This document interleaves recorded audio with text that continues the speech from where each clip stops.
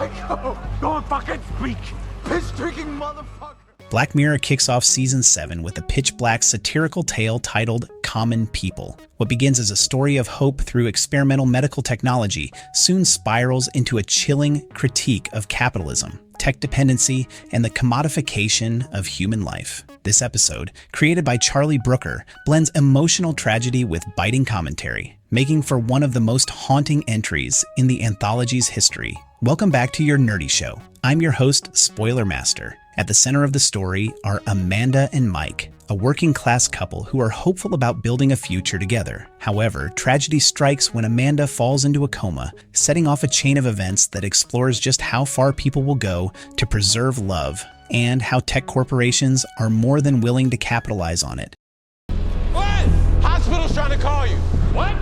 Something about... The offer that changed everything. Mike, devastated by Amanda's condition, is introduced to a representative from a cutting-edge medical tech company, Gainor. She presents him with Rivermind, an experimental neural interface designed to restore Amanda's consciousness. The catch? While the surgery itself is free, Amanda's ongoing brain function depends on Rivermind's proprietary servers, and access is subscription-based, starting at $300 per month. Initially, this seems like a miracle. Amanda slowly regains awareness and the couple are reunited, though she must remain asleep for long periods while the system loads. But there are strict conditions. Amanda cannot move outside of Rivermind's coverage zones, and her consciousness is managed like data over a network. What begins as a modest monthly cost soon snowballs. Coverage limitations mean Amanda is only conscious in certain geographic zones, forcing Mike to consider an upgrade to Rivermind Plus,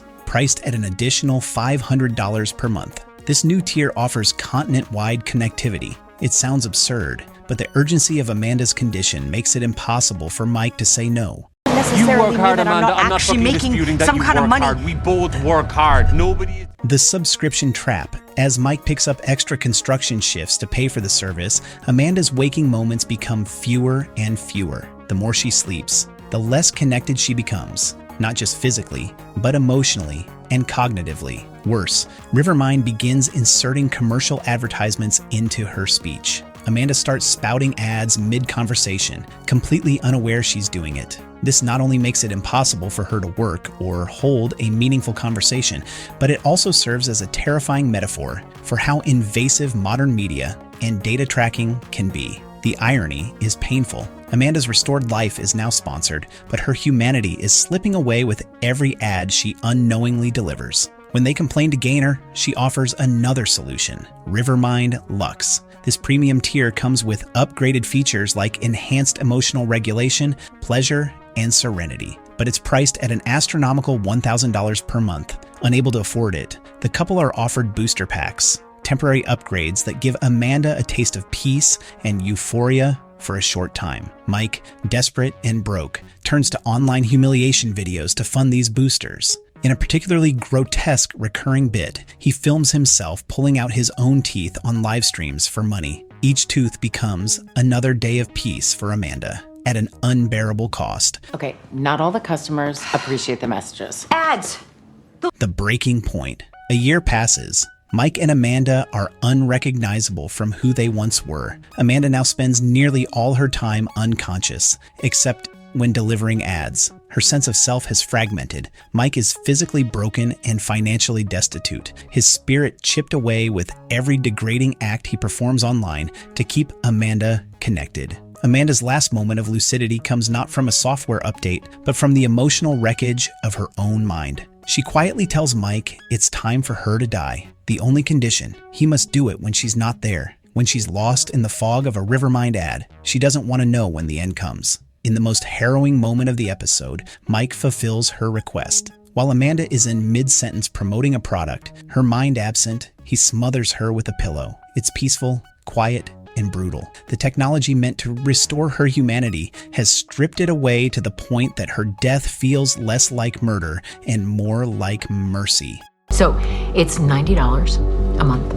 Oh, fuck you! The final scene. After Amanda's death, Mike walks into the room where he used to film his internet videos. He looks directly into the camera. And then the door shuts. The episode doesn't tell us explicitly what happens next, but the implication is devastating. Maybe he's about to take his own life. Maybe he's about to film one last desperate plea. Maybe he's about to disappear entirely. Whatever the case, this moment breaks the fourth wall, confronting the audience with the uncomfortable truth. We are complicit in the system that created this tragedy. As executive producer Charlie Brooker notes, we leave it slightly up to your imagination, but the visual language and emotional weight suggest Mike is done. Amanda is gone. Their fight is over.